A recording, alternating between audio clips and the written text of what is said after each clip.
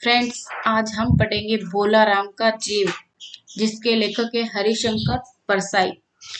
मित्रों, ये जो भोला राम का जीव कहानी हम पढ़ने जा रहे हैं आज, ये पेंशन पर आधारित है। और जो सरकारी अपना सिस्टम होता है, गवर्नमेंट का सिस्टम, उसके ऊपर एक तरीके से ये व्यंग्य है, ठीक है। और पेंशन पर आधारित ये पूरी कहानी है और सरकारी सिस्टम के ऊपर व्यंग्य इस कहानी के अंदर व्यंग्य किया गया है, ठीक है। तो इसके लेखक है हरिशंकर परसाई, ये इनका फोटो है। और अब हम इस कहानी को पढ़ेंगे, ठीक है। ठीक है, भोला राम का जीव। ऐसा कभी नहीं हुआ था। धर्मराज लाखों वर्षों से असंख्य आदमियों को कर्म और सिफारिश के आधार पर स्वर्ग या नरक में निवास स्थान अलॉट करते आ रहे थे, पर ऐसा कभी नहीं हुआ था, ठीक है। सामने बैठे चित्रगुप्त बार बार चश्मा पोंछ, बार बार थूक से पन्ने पलट रजिस्टर पर रजिस्टर देख रहे थे। गलती पकड़ में ही नहीं आ रही थी। आखिरकार उन्होंने खींच कर रजिस्टर इतने जोर से बंद किया कि मक्खी चपेट में आ गई। उसे निकालते हुए वे बोले, महाराज, रिकॉर्ड सब ठीक है। भोला राम के जीव ने 5 दिन पहले देह त्यागी और यमदूत के साथ इस लोक के लिए रवाना भी हुआ, पर यहाँ अभी तक नहीं पहुंचा। धर्मराज ने पूछा, और वह दूत कहाँ है?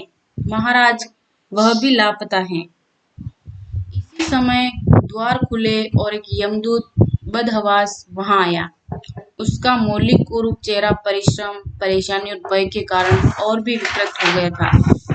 उसे देखते ही चित्रगुप्त चिल्ला उठे, अरे, तू कहाँ रहे? तू कहाँ रहा इतने दिन?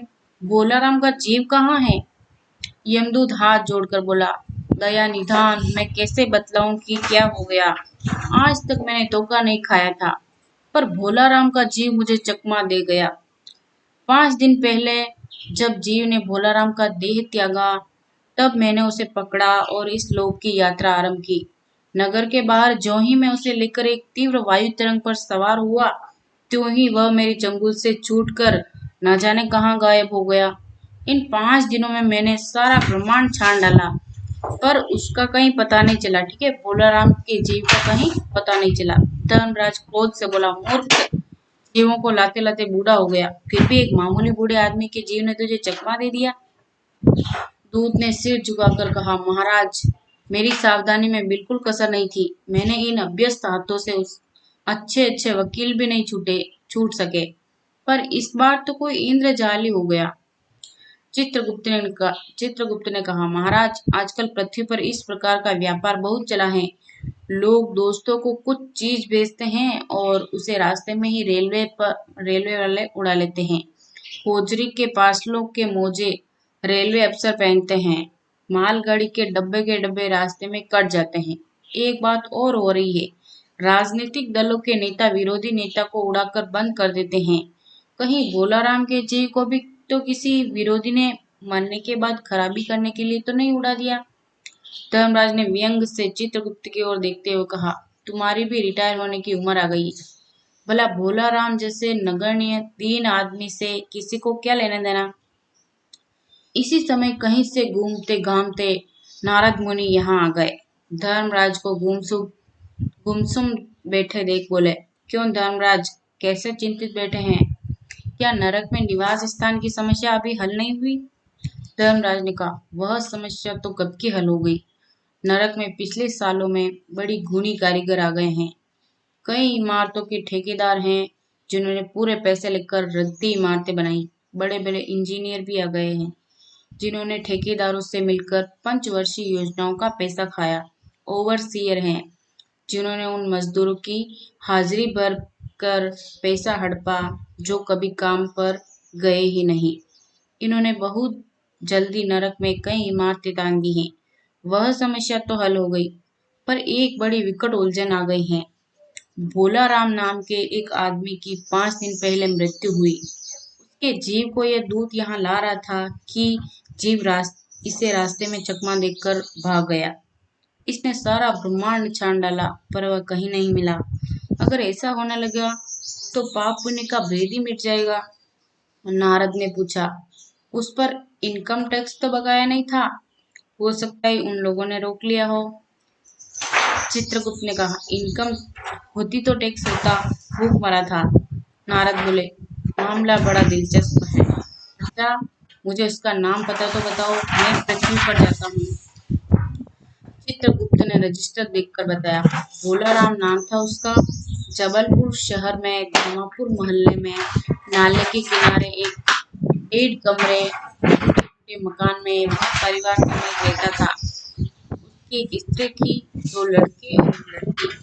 उम्र लगभग 60 साल। सरकारी नौकर था। 5 साल पहले रिटायर हो गया था। मकान का किराया उसने 1 साल से नहीं दिया, इसलिए मकान मालिक उसे निकालना चाहता था। इतने में भोलाराम ने संसार ही छोड़ दिया। आज 5वां दिन है। बहुत संभव है कि अगर मकान मालिक वास्तविक मकान मालिक हैं, तो उसने भोलाराम के मरते ही उसके परिवार को निकाल दिया होगा। इसलिए आपको परिवार की तलाश में काफी घूमना पड़ेगा। माँ बेटी के सम्मिलित क्रंदन से ही नारद भोलाराम का मकान पहचान गए। द्वार पर जाकर उन्होंने आवाज लगाई, नारायण नारायण। लड़की ने देखकर कहा, आगे जाओ महाराज। नारद ने कहा, मुझे भिक्षा नहीं चाहिए, मुझे भोलाराम के बारे में कुछ पूछताछ करनी है। अपनी माँ को जरा बाहर भेजो बेटी। भोलाराम की पत्नी बाहर आई। नारद ने कहा, माता, भोलाराम को क्या बीमारी थी? तो वो बोलती है, क्या बताऊं, गरीबी की बीमारी थी। 5 साल हो गए पेंशन पर बैठे, पर पेंशन अभी तक नहीं मिली। हर 10-15 दिन में एक दरख्वास्त देते थे, पर वहां से या तो जवाब आता ही नहीं था, और आता तो यही कि तुम्हारी पेंशन के मामले में विचार हो रहा है। इन 5 सालों में सब गहने बेचकर हम लोग खा गए, फिर बर्तन बिके, अब कुछ नहीं बचा था। चिंता में घुलते घुलते और भूखे मरते मरते उन्होंने दम तोड़ दी। नारद ने कहा, क्या करोगी माँ, उनकी इतनी ही उम्र थी। ऐसा तो मत कहो महाराज, उम्र तो बहुत थी। 50-60 रुपया महीना पेंशन मिलती तो कुछ और काम कहीं करके गुजारा हो जाता, पर क्या करें, 5 साल नौकरी से बैठे हो गए और अभी तक एक कौड़ी नहीं मिली। दुख की कथा सुनने की फुर्सत नारद को थी नहीं। वे अपने मुद्दे पर आए। माँ, यह तो बताओ कि यहाँ किसी ने उनका विशेष प्रेम था, जिसमें उनका जी लगा हो। पत्नी बोली, लगाव तो महाराज बाल बच्चों से ही होता है, परिवार के बाहर भी हो सकता है। मेरा मतलब किसी स्त्री ने को नारद की ओर देखा, बोली, अब कुछ मत बको महाराज, तुम साधु हो तो क्या नहीं हो। जिंदगी भर उन्होंने किसी दूसरी स्त्री की ओर आंख उठाकर नहीं देखा। नारद हंसकर बोले, हाँ, तुम्हारा यह सोचना ठीक ही है, यही हर अच्छी गृहस्थी का आधार है। अच्छा माता, मैं चला। इसलिए कहा, महाराज, आप तो साधु हैं, सिद्ध पुरुष हैं, कुछ ऐसा नहीं कर सकते कि उनकी रुकी हुई पेंशन मिल जाए, इन बच्चों का पेट कुछ दिन भर जाए। नारद को दया आ गई थी। वे कहने लगे, साधुओं की बात कौन मानता है, मेरा यहाँ कोई मठ तो है नहीं, फिर भी मैं सरकारी दफ्तर जाऊंगा और कोशिश करूंगा। वहां से चलकर नारद सरकारी दफ्तर पहुंचे। वहां पहले ही से कमरे में बैठे बाबू से उन्होंने भोलाराम के केस के बारे में बातें की। उस बाबू ने उन्हें ध्यानपूर्वक देखा और बोला, भोलाराम ने दरख्वास्तें तो भेजी थी, पर उन पर वजन नहीं रखा था, इसलिए कहीं उड़ गई होंगी। ठीक है, यहाँ पे वजन का मतलब है कि रिश्वत, पैसे नहीं रखे थे। ठीक है। नारद ने कहा, भाई, ये बहुत से पेपर वेट तो रखे हैं, इन्हें क्यों नहीं रख दिया? बाबू, ऐसा, आप साधु हैं, आपको दुनियादारी समझ में नहीं आती। दरख्वास्तें पेपर वेट से नहीं दबती। खैर, आप उस कमरे में बैठे बाबू से मिलिए। नारद उस बाबू के पास गए। उसने तीसरे के पास भेजा, तीसरे ने चौथे के पास, चौथे ने पांचवे के पास। जब नारद 25-30 बाबुओं और अफसरों के पास घूम आए, तब एक चपरासी ने कहा, महाराज, आप क्यों इस झंझट में पड़ गए? अगर आप साल भर भी यहाँ चक्कर लगाते रहें तो भी काम नहीं होगा। आप तो सीधे बड़े साहब से मिलिए, उन्हें खुश कर दिया तो अभी काम हो जाएगा। नारद बड़े साहब के कमरे में पहुंचे। बाहर चपरासी ऊँघ रहा था, इसलिए उन्हें किसी ने छेड़ा नहीं। बिना विजिटिंग कार्ड के आया देख साहब बड़े नाराज हुए, बोले इससे कोई मंदिर वंदिर समझ लिए है क्या? धड़ धड़ाते चले आए। चिट क्यों नहीं भेजी? नारद ने कहा कैसे भेजता, चपरासी सो रहा है। क्या काम है? साहब ने रौब से पूछा।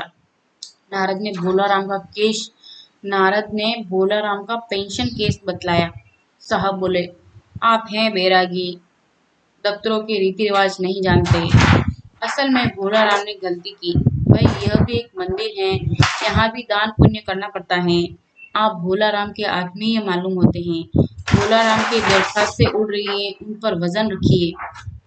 नारद ने सोचा कि फिर यहाँ वजन की समस्या खड़ी हो गई। साहब बोले भाई सरकारी पैसे का मामला है, पेंशन का केस 20 दफ्तरों में जाता है, देर लग ही जाती है। 20 बार एक ही बात को 20 जगह लिखना पड़ता है, तब पक्की होती है। जितनी पेंशन मिलती है उतने की स्टेशनरी लग जाती है। हाँ जल्दी भी हो सकती है मगर। साहब रुके। नारद ने कहा मगर क्या? साहब ने कुटिल मुस्कान के साथ कहा मगर वजन चाहिए। आप समझे नहीं। जैसे आपकी यह सुंदर वीणा है, इसका भी वजन भोलाराम के दरखास्त पर रखा जा सकता है। मेरी लड़की गाना बजाना सीखती है, यह मैं उसे दे दूंगा। साधु संतों की वीणा से तो और अच्छे स्वर निकलते हैं। नारद अपनी वीणा छीनते देख जरा घबराए, पर फिर संभल कर उन्होंने वीणा टेबल पर रखकर कहा यह लीजिए, अब जरा जल्दी उसकी पेंशन ऑर्डर निकाल दीजिए। साहब ने प्रसन्नता से उन्हें कुर्सी दी, वीणा को एक कोने में रखा और घंटी बजाई। चपरासी हाजिर हुआ। साहब ने हुक्म दिया बड़े बाबू से भोलाराम के केस की फाइल लाओ। थोड़ी देर बाद चपरासी भोलाराम की 100-150 दरख्वास्तों से भरी फाइल लेकर आया। उसमें पेंशन के कागजात भी थे। साहब ने फाइल पर नाम देखा और निश्चित करने के लिए पूछा क्या नाम बताया साधु जी आपने? नारद समझे कि साहब कुछ ऊंचा सुनता है, इसलिए जोर से बोले भोला राम। सहसा फाइल में से आवाज आई। ठीक है, फाइल में से आवाज आई। कहाँ से आई? फाइल में से, यानी कि भोला राम का जो जीव है वो फाइल के अंदर है। ठीक है, सहसा फाइल में से आवाज आई कौन पुकार रहा है मुझे? पोस्टमैन है क्या? पेंशन का ऑर्डर आ गया। ये देखो भोलाराम का जीव जो है पेंशन में अटका है। ठीक है, कौन पुकार रहा है मुझे? पोस्टमैन है क्या? पेंशन का ऑर्डर आ गया। भोलाराम के जीव को लगा कि क्या पेंशन का ऑर्डर आ गया क्या। नारद चौंके, पर दूसरे ही क्षण बात समझ गए। बोले भोलाराम, तुम क्या भोलाराम के जीव हो? हाँ आवाज आई। ठीक है, नारद ने कहा मैं नारद हूँ, तुम्हें लेने आया हूँ। चलो स्वर्ग में तुम्हारा इंतजार हो रहा है। आवाज आई मुझे नहीं जाना, मैं तो पेंशन के दरख्वास्तों पर अटका हूँ, यही मेरा मन लगा है।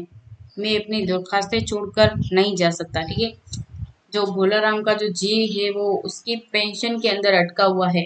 ठीक है, तो पेंशन पर आधारित ये कहानी बहुत ही अच्छी है। और सरकारी जो अपना सिस्टम है उसके ऊपर व्यंग भी कसा गया है। तो फ्रेंड्स ये कहानी आपको अच्छी लगी हो तो वीडियो को लाइक कीजिए और चैनल को सब्सक्राइब जरूर कीजिए एक बार प्लीज। तो धन्यवाद मित्रों।